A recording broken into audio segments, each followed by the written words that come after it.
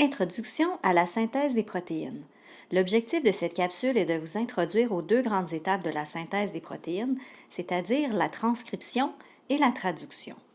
La première étape de la synthèse des protéines, la transcription, se déroule dans le noyau, alors que la deuxième étape de la synthèse des protéines, la traduction, se déroule dans le cytoplasme. Le noyau de la cellule contient l'ADN. L'ADN, c'est le matériel génétique qui contient l'ensemble des gènes permettant de coder l'ensemble des protéines d'une cellule. Lors de la transcription, un seul gène sera transcrit. Par exemple, disons que je veux transcrire le gène A qui est situé sur cette portion de mon ADN. Le processus de transcription fera en sorte que cette portion de l'ADN, ce gène donné, sera transcrit pour former ce que nous appelons de l'ARN. Remarquez ici que l'ARN est simple brin, contrairement à l'ADN qui est double brin. Remarquez aussi que l'ARN a été illustré en mauve afin de vous faire remarquer que l'ARN n'est pas constitué d'exactement le même type de molécules que ce dont est constitué l'ADN. Une fois la première étape de la synthèse des protéines terminée, donc une fois la transcription terminée, l'ARN formé lors de la transcription pourra sortir du noyau par un petit trou qu'on appelle le pore nucléaire. Il ira donc dans le cytoplasme pour faire la deuxième étape, la traduction, qui aura lieu sur le ribosome juste ici.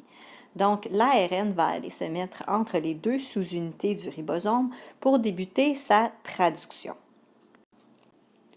Le ribosome fera donc la lecture du message codé sur l'ARN, lui permettant de déterminer quels acides aminés attacher dans quel ordre. Donc, par exemple, le message lui demande d'attacher ce premier acide aminé, ici présent, et donc de catalyser une liaison entre cet acide aminé et le prochain acide aminé. Donc, par exemple, nous amenons maintenant le second acide aminé s'attacher ici. Une autre liaison sera formée entre les deux acides aminés, permettant ainsi l'attachement d'un autre acide aminé, ainsi de suite.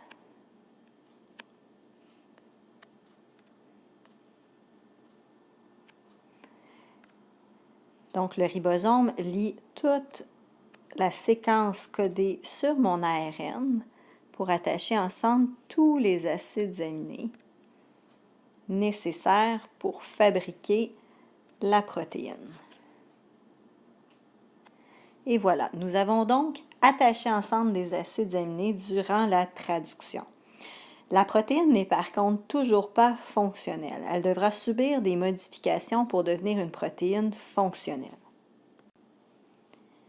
Pour former une protéine fonctionnelle, il faut dans un premier temps lui faire acquérir sa forme tridimensionnelle. Or, pour le moment, nous avons une protéine qui est linéaire.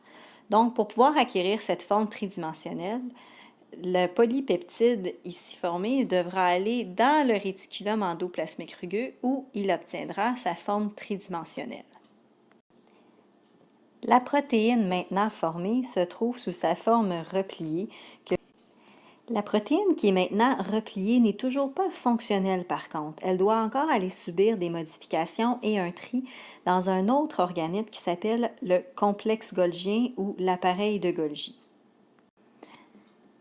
Afin de pouvoir être modifiée et triée, la protéine maintenant repliée devra se déplacer dans un vésicule de transport qui lui permettra de se déplacer jusqu'à l'appareil de Golgi.